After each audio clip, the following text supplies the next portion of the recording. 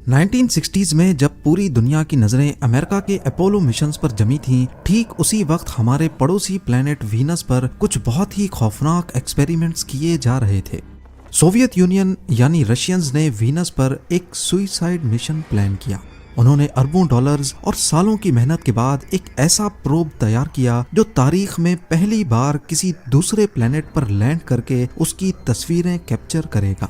पर वीनस पर Russian probes का सामना एक ऐसी नर्क, ऐसी जहन्नुम से हुआ जिसने रशियन साइंटिस्ट के होश उड़ा दिए। आज हम रशिया के वीनस पर किए गए उन सुसाइड मिशंस के बारे में जानेंगे जिन्होंने वीनस के खौफनाक राज फाश कर दिए। कैसे एक छोटे से कैमरा लेंस के ढक्कन ने रशियंस की सालों की मेहनत और अरबों डॉलर्स खाक में मिला दिए। वहां आखिर ऐसा क्या था कि आज इतनी टेक्नोलॉजी होने के बावजूद भी रशिया वहां कभी वापस लौट कर नहीं गया। ज़ेम टीवी की वीडियोस में एक बार फिर से खुशामदीद। नाजरीन, 1960s और 70s में कोल्ड वॉर अपने उरूज पर थी। अमेरिका और आज के रशिया के दरमियान मुकाबला था कि स्पेस का किंग कौन बनेगा। दोनों मुल्कों को दुनिया के सामने कुछ ऐसा करके दिखाना था जिससे उनकी ताकत और काबिलियत का अंदाजा लगाया जा सके। इस रेस में अमेरिका ने अपना पूरा जोर चांद पर लगा दिया। बेशक रशिया अपने प्रोब्स को चांद पर लैंड करा के इस रेस का कुछ हिस्सा ऑलरेडी जीत चुका था, लेकिन American president John F Kennedy दुनिया के सामने वादा कर चुके थे कि वो 1970 शुरू होने से पहले पहले इंसान को चांद पर लैंड कराएंगे, जो कि वाकई एक बहुत बड़ा दावा था। जब रशियंस ने देखा कि अमेरिका वाकई चांद पर पहुंच सकता है तो उन्होंने अपना टारगेट वीनस को बनाया। उनका मकसद ये साबित करना था कि अगर अमेरिका चांद पर जा सकता है तो रशिया जहन्नुम पर भी कदम रख सकता है। अब तक साइंटिस्ट को लगता था कि वीनस और अर्थ बिल्कुल एक जैसे हैं, दोनों पड़ोसी हैं, दोनों का साइज भी तकरीबन एक जैसा है और उनका सूरज से फासला भी मिलता जुलता है। पर एक फर्क दूर से ही वाज़ेह है। अर्थ के बरक्स वीनस को पूरी तरह बादलों ने घेरा हुआ है और उस वक्त तक इंसान को पता ही नहीं था कि वीनस के इन गहरे बादलों के अंदर क्या छुपा है। यहाँ तक के साइंटिस्ट के लिए भी ये एक सीक्रेट बॉक्स था। रशिया को लगा कि चांद को तो टेलीस्कोप से भी देखा जा सकता है। अगर वो दुनिया को वीनस के अंदर का मंजर दिखाएंगे तो शायद ये अमेरिका के चांद पर लैंड करने से भी ज्यादा बड़ा कारनामा होगा। और अगर इन बादलों के अंदर वीनस पर समंदर, जंगलात या एलियन क्रिएचर्स कैप्चर हो गए तो ये सीधी सीधी रशियंस की जीत होगी। यही सोचते हुए रशियंस ने एक दो नहीं बल्कि वीनस पर पूरे 18 मिशंस प्लान किए। इस काम के लिए रशिया ने जो प्रोब डिजाइन किया था उसका नाम वेनेरा रखा गया, जो रशियन लैंग्वेज में वीनस को कहते हैं। उस वक्त साइंटिस्ट को एक चीज कंफर्म थी कि वीनस पर घेरे हुए बादल और उसका सूरज से करीब होने का मतलब है कि वहां एटमॉस्फेयर तो मौजूद है, पर यह एटमॉस्फेयर अर्थ के मुकाबले में कितना ज्यादा है इसका अंदाजा किसी को नहीं था। उन्होंने वेनेरा को डिजाइन ही ऐसे किया कि वो हाई एटमॉस्फेरिक प्रेशर को भी बर्दाश्त कर सके। उस वक्त स्पेस रेस में रशियंस जो भी एक्सपेरिमेंट करते थे उसे तब तक दुनिया से छुपा कर रखते जब तक वो कामयाब ना हो जाए, नहीं तो फेल होने की बदनामी का सामना करना पड़ता। 4 फरवरी 1961 को रशिया ने अपना पहला प्रोब वीनस की तरफ भेज दिया, लेकिन वो जमीन के ऑर्बिट से बाहर ही नहीं निकल सका। अपनी पॉलिसी के तहत उन्होंने दुनिया को इस नाकामी के बारे में बताया ही नहीं, सिर्फ एक हैवी सैटेलाइट लॉन्च का बहाना बना दिया। रशियंस की एक और पॉलिसी भी थी कि वो एक मिशन के लिए 2 प्रोब्स बनाते थे ताकि अगर एक फेल हो जाए तो दूसरा मिशन कंप्लीट कर सके। और इस बार इन्होंने 2 प्रोब्स बनाए, वेनेरा 1 और वेनेरा 2। इनका मकसद वीनस को सिर्फ फ्लाई बाय करना था, यानी उसके पास से गुजरकर कुछ डेटा कलेक्ट करना था। 12 फरवरी 1961 को वेनेरा 1 लॉन्च हुआ। ये तारीख का पहला प्रोब था जो किसी दूसरे प्लेनेट की तरफ भेजा गया, पर लॉन्च के सिर्फ 7 दिन बाद इसका राब्ता जमीन से टूट गया। नतीजा ये निकला कि ये खामोश प्रोब वीनस से 1 लाख किलोमीटर दूर से गुजरा तो सही, लेकिन हमें कोई डेटा नहीं भेज सका और ये आज भी सूरज के गिर्द कहीं भटक रहा है। 4 सालों बाद 12 नवंबर 1965 को वेनेरा 2 भेजा गया, लेकिन इसका हाल भी वेनेरा 1 जैसा हुआ। जमीन के ऑर्बिट से निकलते ही इसका कांटेक्ट खत्म हो गया और ये मिशन भी फेल हो गया। यहाँ आपको बताता चलूं कि 1960s की दिहाई में रशिया ने कई और कोशिशें भी की, लेकिन वो सब भी बुरी तरह नाकाम हुई। यहाँ तक कि उनको वेनेरा का नाम तक नहीं दिया गया। इन्हें स्पेस रेस की हिस्ट्री में गोस्ट मिशंस कहते हैं। अब बारी आई वेनेरा 3 और 4 की, और ये साल था 1966। इस बार रशियंस ने बड़े और पावरफुल प्रोब्स बनाए जिनका वजन 1 टन रखा गया। इनमें 2 हिस्से होते थे, एक बस जो प्रोब को प्लेनेट के आउटर एटमॉस्फेयर तक लेके जाएगा, और एक था स्फेयर जो प्लेनेट के अंदर जाएगा। इस स्फेयर में कई सेंसर्स लगाए गए। प्रेशर सेंसर, जिसे बैरोमीटर भी कहा जाता है, गैस एनालाइजर जो वीनस के माहौल में गैसेस का पता लगाएगा, थर्मोमीटर, बैटरी, और ये सारा डाटा ट्रांसमिट करने के लिए 2 एंटीनास। वेनेरा 3 का मिशन वहां का सिर्फ एटमॉस्फेयर चेक करना था। वहां सॉफ्ट लैंडिंग का ना तो कोई इरादा था और ना ही इसमें कोई इंतजाम था, यानी ये एक सुसाइड मिशन था।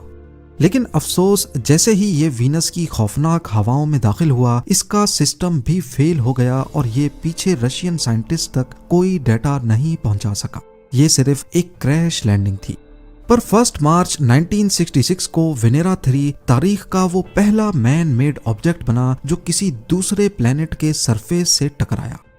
खैर, अगले साल अक्टूबर 1967 में वेनेरा 4 में रशियंस को थोड़ी बहुत कामयाबी मिली। वो कामयाबी से वीनस की तरफ बढ़ा और इस बार बगैर किसी सिस्टम फेलियर के उसने ये पता लगा लिया कि यहाँ के एटमॉस्फेयर में सबसे ज्यादा कार्बन डाइऑक्साइड गैस है। शुरू में रशियंस ने दावा किया कि वीनस का एटमॉस्फेयर अर्थ से 25 टाइम्स ज्यादा है। उनके बकौल वेनेरा 4 सही सलामत वीनस की जमीन पर उतर गया है क्योंकि उसके अंदर एक पैराशूट भी लगा था। पर बाद में मालूम पड़ा कि असल में वेनेरा 4 वीनस के एटमॉस्फेयर में दाखिल होते ही हाई एटमॉस्फेरिक प्रेशर बर्दाश्त ना कर सका और किसी सोडा कैन की तरह पिचक गया। खैर, जब रशियंस को समझ आ गई कि उनके प्रोब्स वीनस की जमीन पर लैंड नहीं कर सकते, तो उन्होंने वेनेरा 5 और 6 को सिर्फ हवा में ही मारने के लिए भेज दिया, क्योंकि इनका डिजाइन भी वेनेरा 4 जैसा ही था। इनमें भी पैराशूट लगे थे और इनके पास वीनस के एटमॉस्फेयर में सिर्फ 50 मिनट का वक्त होगा और इसी दौरान इनको डाटा भेजना था। ये दोनों प्रोब्स 1969 में लॉन्च किए गए और इस बार भी नतीजा वही निकला। मजीद कोई इंफॉर्मेशन मिलने से पहले ही ये 1 घंटे के अंदर अंदर क्रश होकर हवा में ही तबाह हो गए। पर रशियंस ने हिम्मत नहीं हारी। अब की बार उन्होंने वेनेरा 7 को हद से ज्यादा मजबूत बनाया। ये प्रोब वाकई एक टैंक जैसा मजबूत था। ये इतना भारी और सख्त था कि इसका मकसद सिर्फ एक रखा गया, वीनस पर जिंदा बचना। मजबूती के चक्कर में इसमें ज्यादा साइंटिफिक इंस्ट्रूमेंट्स भी नहीं लगाए गए, पर शायद वेनेरा की किस्मत ही खराब थी। लैंडिंग के वक्त एक टेक्निकल मसले की वजह से इसका स्विच बोर्ड ऐसी पोजीशन में फंस गया कि अब ये सिर्फ टेम्परेचर का डाटा भेज सकता था। लेकिन रशियन साइंटिस्ट इतने होशियार थे कि उन्होंने सिर्फ उस टेम्परेचर के डाटा से अंदाजा लगा लिया कि वहां की जमीन का एटमॉस्फेरिक प्रेशर अर्थ से 90 टाइम्स ज्यादा है, यानी समंदर में 1 किलोमीटर डीप जितना प्रेशर। एन उस वक्त जब वेनेरा 7 की लैंडिंग करीब पहुंची, एक और मसला आ खड़ा हुआ। इसका पैराशूट फट गया और ये 17 मीटर पर सेकंड की स्पीड से वीनस की जमीन पर आ गिरा। अच्छी खबर ये थी कि वेनेरा 7 बच गया और बुरी खबर ये थी कि ये उल्टा हो गया और इसका एंटीना नीचे की तरफ था। लेकिन रशियन साइंटिस्ट ने हिम्मत नहीं हारी और एंटीना नीचे होने के बावजूद कमजोर सिग्नल को भी पकड़ लिया।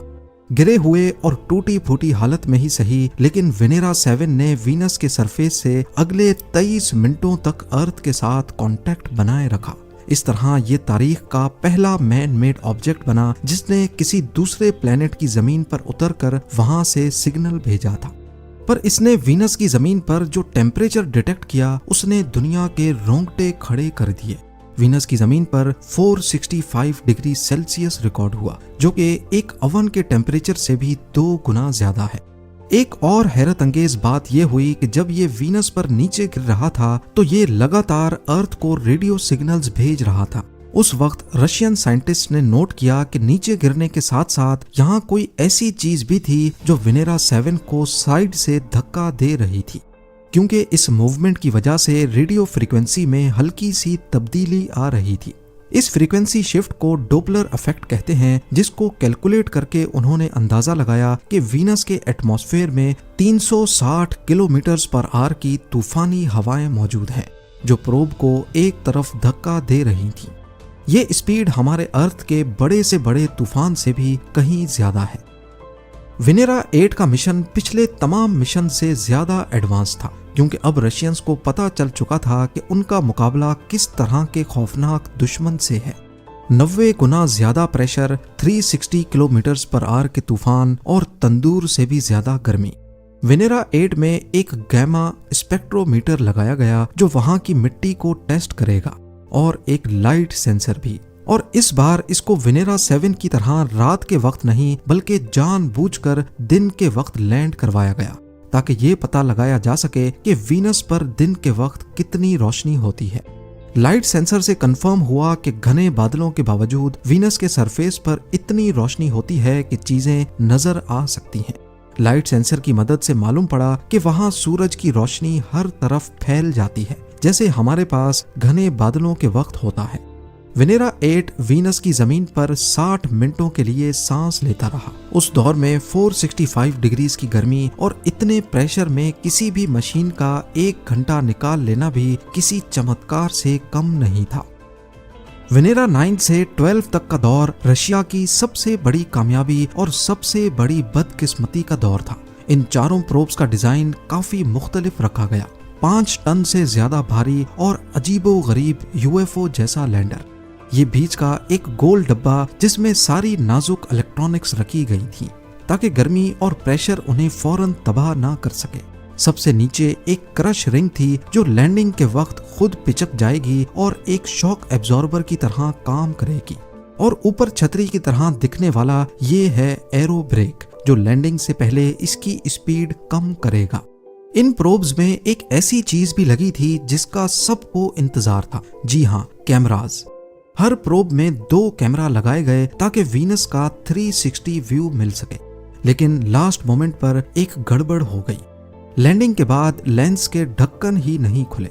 वेनेरा 9 और 10 में सिर्फ एक कैमरा का ढक्कन खुला। वेनेरा 11 और 12 110 मिनट तक जिंदा रहे, लेकिन बदकिस्मती देखिए कि दोनों प्रोब्स के दोनों लेंस कैप्स नहीं खुल पाए। इन्होंने बहुत सारा डेटा भेजा, लेकिन तस्वीर एक भी नहीं।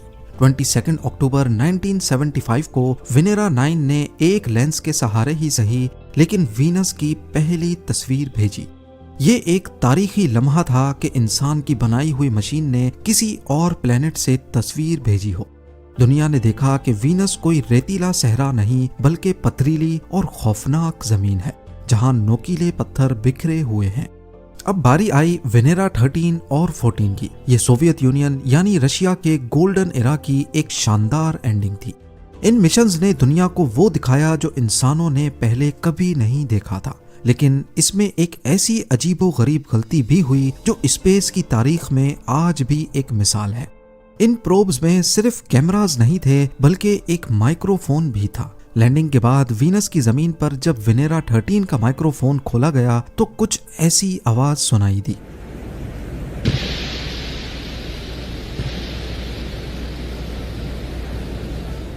वेनेरा 13 ने तारीख में पहली बार किसी दूसरे प्लेनेट की हवाओं की और बिजली गरजने की आवाज रिकॉर्ड की।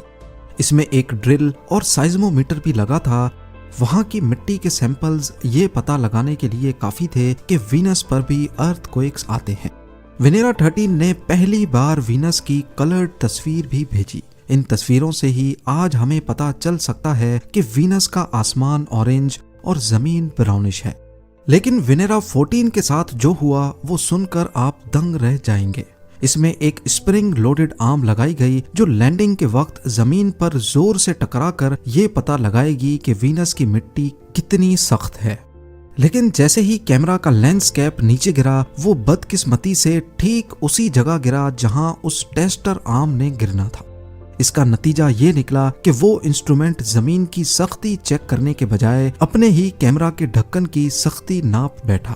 ऐसे मिलियंस ऑफ डॉलर्स की मेहनत एक छोटे से ढक्कन की वजह से जाया हो गई। आगे चलते हैं। वेनेरा 15 और 16 में रशिया ने प्रोब्स की स्ट्रेटेजी ही बदल ली। जहां पहले प्रोब्स का टारगेट वहां की जमीन पर लैंड करना था, वेनेरा 15 और 16 वीनस को 8 महीने तक ऑर्बिट करते रहे। इसमें सार यानी सिंथेटिक अपर्चर रेडार लगा था, क्योंकि वीनस के बादल इतने घने हैं कि कोई भी कैमरा इस प्लेनेट की फोटो नहीं खींच सकता। सार की मदद से पूरे 8 महीने तक वीनस की जमीन का नक्शा बनाया गया। इन आखिरी मिशंस ने वीनस के घने बादलों का पर्दा चाक किया और हमें बताया कि इस जहन्नुम नुमा प्लेनेट पर 8-8 किलोमीटर ऊंचे पहाड़ और हजारों किलोमीटर लंबे क्रैक्स मौजूद हैं। इन सोवियत मिशंस की वजह से ही आज हम वीनस का मुकम्मल नक्शा देख सकते हैं। बेशक अमेरिका ने रशिया के वेनेरा मिशंस को एक नाकाम एक्सपेरिमेंट करार दिया, लेकिन इन्हीं की वजह से हमें पता चला कि वीनस कितना गर्म है। वहां अर्थ से 90 गुना ज्यादा प्रेशर है। वहां के आसमान में कार्बन डाइऑक्साइड गैस और सल्फ्यूरिक एसिड जैसे तेजाब के बादल हैं। वहां हर वक्त तूफानी नरक जैसी गर्म हवाएं चलती हैं और वहां की जमीन पथरीली और तेजदार पत्थरों से भरी हुई है। स्पेस रेस के दौरान सोवियत यूनियन ने वीनस पर इतने मिशंस किए, कई सीक्रेट तो कई पब्लिक, कि कई लोग आज भी इसको सोवियत प्लेनेट के नाम से पहचानते हैं। यहाँ तक कि वहाँ की कई वादियों और क्रेटर्स को रशियन नाम दिए गए हैं। वीनस के बादल सल्फ्यूरिक एसिड से बने हैं, तो वहाँ तेजाब की बारिश जमीन तक क्यों नहीं पहुँच सकती? इसका जवाब मुझे कमेंट सेक्शन में दीजिएगा। उम्मीद है जेम टीवी की ये वीडियो भी आप लोग भरपूर लाइक और शेयर करेंगे। मिलते हैं अगली शानदार वीडियो में।